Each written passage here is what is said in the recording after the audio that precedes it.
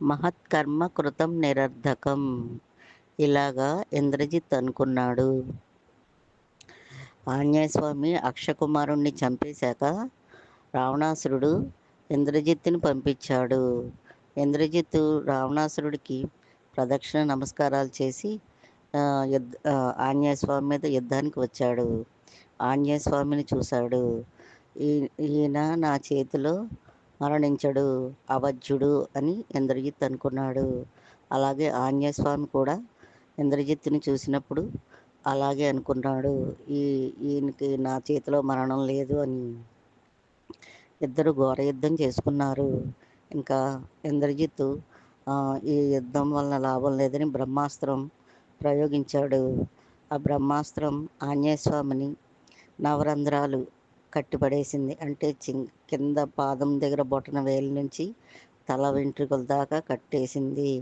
ఆంజనేయస్వామి ఏంటి జరుగుతుందని దివ్య దృష్టితో చూశాడు. బ్రహ్మాస్త్రం వచ్చి నన్ను కట్టిపడేసింది అనుకున్నాడు. అప్పుడు అనుకున్నాడు, బ్రహ్మగారిచ్చిన వరాన్ని గుర్తు చేసుకున్నాడు. నా అస్త్రం నిన్నేమీ చేయలేదు అని బ్రహ్మగారు వరం ఇచ్చారు. కానీ ఆంజనేయస్వామి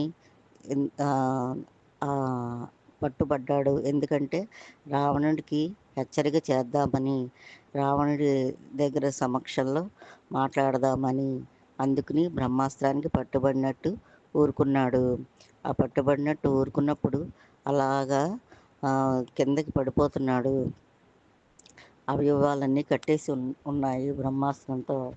అది నెమ్మదిగా కింద పడిపోతున్నప్పుడు వాయుదేవుడు, బ్రహ్మదేవుడు కిందకి నెమ్మదిగా పారవేశారు. అప్పుడు పారవేసినప్పుడు పూలపాన్పు మీద పడినట్టు అనిపించిందట ఆంజనేయ స్వామికి. అప్పుడు అది ఇంద్రజిత్తు అనుచరులు రాక్షసులందరూ కలిసి ఆంజనేయ స్వామి పడిపోయాడని ఆనందపడిపోయి మా మహారాజు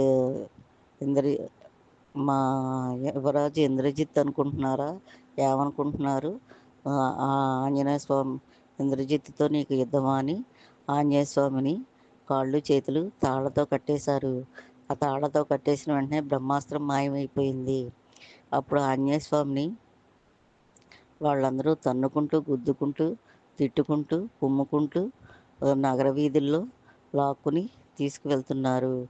అప్పుడు నగరాన్ని అంతా చూశాడు, ఏది ఎక్కడ ఏముందా అని ఆంజనేయ స్వామి. అప్పుడు రావణాంతపురానికి రావణుడి సభకి తీసుకువెళ్ళాడు. అప్పుడు రావణుడిని ఆంజనేయస్వామి చూశాడు. ఆంజనేయస్వామి రావణుడిని చూశాడు. ఆంజనేయస్వామి అనుకున్నాడు రావణాసురుణ్ణి చూసి, అహో ఏమి సత్వం, ఏమి తేజస్సు, ఈయన ధర్మాత్ముడైతే ముల్లోకాల్ని పాలించగల బలం ఉన్నవాడు, అధర్మపరుడైన వలన ఈయనకి చావు తప్పదు అని అనుకున్నాడు. అప్పుడు రావణుడు ఆంజనేయస్వామిని చూశాడు.